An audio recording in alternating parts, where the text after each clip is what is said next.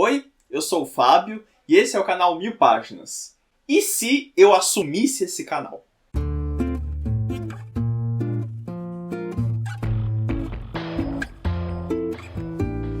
Não se esquece de se inscrever aqui no canal, é muito importante, dá o seu joinha, já curte tudo. E não se esquece também que tem o cupom da loja do Capitão Onigiri, que lá você consegue comprar seus mangás usados, aqueles plastiquinhos para proteger o seu volume. Tem bastante coisa lá e tem nosso cupom de desconto que é sempre muito bom. Não, você não entendeu errado. A ideia do vídeo é exatamente a gente conversar sobre a série What If, né? O que aconteceria se... que está sendo lançada pelo Disney Plus agora no dia 11 de agosto, mas já é uma série de quadrinhos bem antigo da Marvel, remonta ali de 1977. Esse selo da Marvel, né, o selo What If, o que aconteceria se aqui no Brasil e tudo mais, ele começou quando em 1975 o Roy Thomas assumiu o cargo de diretor-chefe da Marvel. E ele notou um problema muito grande na história da Marvel naquela época. Havia um status quo que não podia ser rompido. Como as histórias elas passaram meio que a se conversar, então o Homem-Aranha está na mesma Nova York que os Vingadores existem no mesmo mundo que o Namor existe no mesmo mundo. Então, como tudo estava conectado, não dava para Marvel simplesmente fazer alguma história que tudo mudasse, ou que algum personagem interferisse na história do outro de uma maneira muito exacerbada, e isso estava gerando na Marvel, nos próprios desenhistas, roteiristas, na galera que fazia os quadrinhos, um desânimo muito grande, porque o espaço para inovação estava diminuindo. É como se houvesse um grande roteiro da Marvel e eles precisassem meio que seguir aquela cartilha, não tinha muito o que ser feito. Então o Roy Thomas, em 1977, decidiu tornar oficial todas as fanfics que a gente possa imaginar com relação aos heróis da Marvel. Então tem aí o surgimento do selo What If em 1977. E ele já começa mexendo com dois personagens, né, duas famílias de heróis diferentes, que a ideia era exatamente trazer um questionamento, uma fanfic, de algo que ocorreu no primeiro volume do Homem-Aranha. O Homem-Aranha, ele mora em Nova York, né? Ele é um amigo da vizinhança, e quem também vive em Nova York é o Quarteto Fantástico, família com a qual o Homem-Aranha tem uma certa sinergia. Ele é bastante amigo do Tocha Humana, ele conhece o Reed Richards, é bastante fã do trabalho do Reed. Então, no primeiro volume do Homem-Aranha, ele meio que busca uma maneira de se sustentar enquanto herói, e aí ele invade o edifício Baxter para tentar descolar um empreguinho, né? O Quarteto Fantástico virar o Quinteto Fantástico. Só que na linha contínua da Marvel, o plano sai pela culatra, ele foge, o Quarteto Fantástico meio que questiona do tipo, não tem como eu te colocar aqui porque você é visto como um vilão, um anti-herói pela cidade de Nova York, um justiceiro mascarado. Então, aí as histórias do Homem-Aranha seguiram a sua continuidade, do Quarteto Fantástico seguiu a sua continuidade, e o selo What If pegou como o que aconteceria se o Homem-Aranha tivesse entrado para o Quarteto Fantástico e tivessem se tornado os 5 Fantásticos, né? Ele pega boa parte da construção dessa primeira história e só dá uma torcida, como se a Mulher Invisível, a Sue, ela tivesse falado, não, Red, vamos analisar isso com calma, vamos ver, o Homem-Aranha não é uma pessoa, e começasse a integrar ali o time. E essa é muito engraçado porque ela tá mexendo com dois personagens, né, que são a menina dos olhos do Stan Lee, que é o Quarteto Fantástico, que são a família preferida dele de heróis, com o Homem-Aranha, que é conhecidamente uma das maiores realizações ali durante o reinado do Stan Lee como editor e tudo mais. E ele junta os dois, e aí ele vai construindo essa história até chegar num fim em que a gente fala, essa linha temporal ela continuou com eles juntos. Tem algumas viradas bem diferentes, assim, né? Então, em algum momento, a Sue ela vai se sentir postergada para eles trabalharem mais com Homem-Aranha, ela fica mais na base porque o Red quer proteger ela, e aí o Namor meio que se aproveita disso e se casa com a Sue. Então tem essas questões assim que vão entrando dentro da história, e isso vira uma outra linha temporal. Quem faz o papel de narrador e explicar para o leitor o que está acontecendo nessas histórias é o personagem do Uatu, o Vigia, que é uma raça que ela apenas pode assistir os universos do multiverso da Marvel, ela apenas pode assistir sem interferência. Ele já apareceu em vários momentos da história com um papel de narrador, com um papel o personagem que faz as conexões para o leitor de, cara, você está prestando atenção nisso aqui, isso aqui talvez vai impactar nisso aqui, ou esse personagem vai puxar esse personagem. Ele é quase um alter ego do editor que está ali mostrando o que eles estão construindo.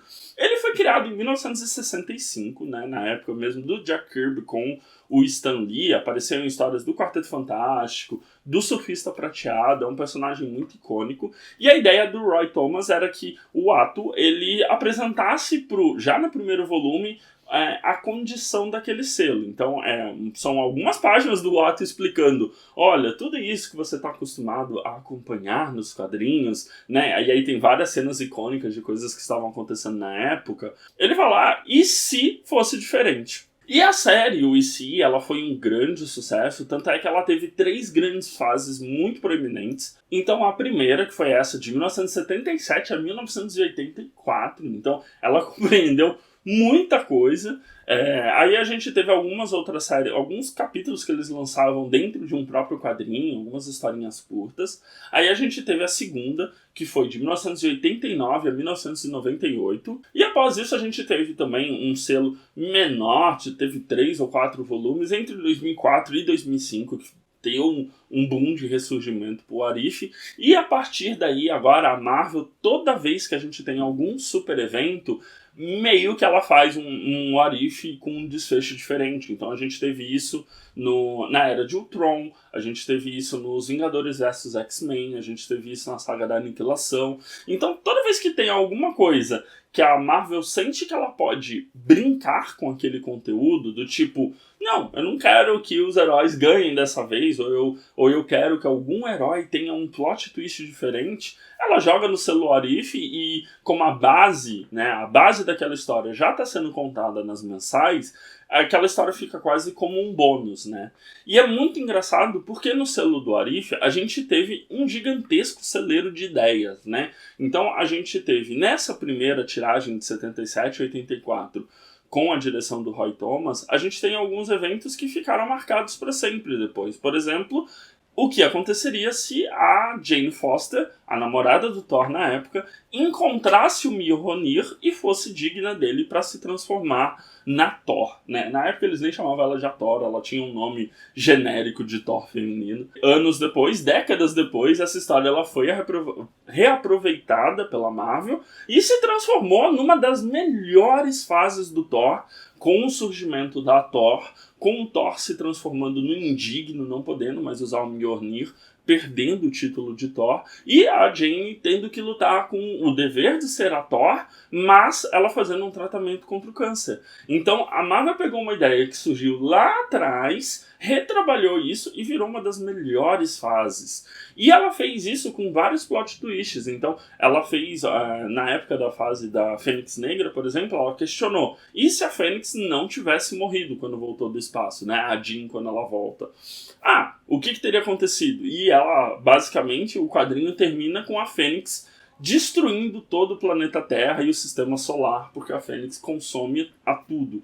Então tem essas questões que a Marvel ela pega essas ideias que naquele momento não fazem tanto sentido. O que aconteceria se a Tia May tivesse morrido no lugar do tio Ben? O que aconteceria se o Fera e o Coisa continuassem mudando de corpo? Coisa que também foi aproveitada, né? Então o Fera, ele continuou sofrendo mutações animalescas e hoje ele é uma criatura completamente diferente do que ele era naquela década, que ele era só aquele azul com um cabelão estranho e uma sunguinha, né?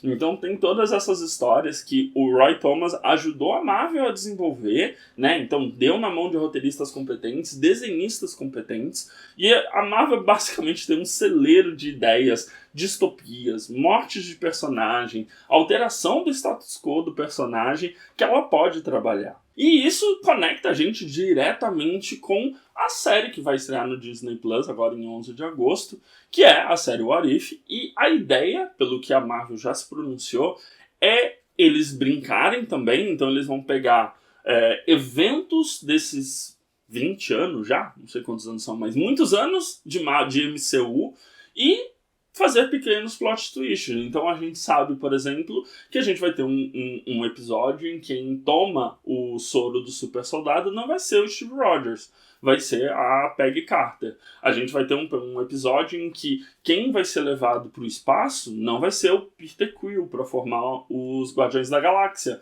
vai ser o Rei de Wakanda. Então tem essas histórias que eles vão pegar do que a gente já conhece, que acho que é um grande risco da Marvel. A Marvel ela não pode trabalhar com personagens que o pessoal do cinema e das séries não conheça, e vai fazer essas pequenas questões de mudar um detalhe e gerar novas histórias. Se isso vai influenciar ou não no MCU é uma outra pergunta, né? Porque o What If dos quadrinhos ele gerou anos depois muitas histórias diferentes, mas será que isso vai acontecer com o MCU? Não sabemos. É particularmente a minha série que eu tô mais empolgado para assistir, porque eu gosto muito desse conceito da fanfic ser institucionalizada pela Marvel, mas também porque ela vai ser em animação, vai ter um tom diferente do MCU, e ela vai aproveitar o que está acontecendo de melhor com as séries o que aconteceu com WandaVision e aconteceu com a série do Loki, né? Dessa construção do multiverso. Então, acompanhar. Você pode ler a coleção do What If se você for assinante do Marvel Unlimited, que é um serviço de assinatura da Marvel que tem boa base da história da Marvel nos quadrinhos para você ler no celular, no computador, no tablet, que é como eu tenho consumido, assim. E o melhor do selo What If é que você não precisa ler tudo que saiu de 77 a 84, de 2004 a 2005.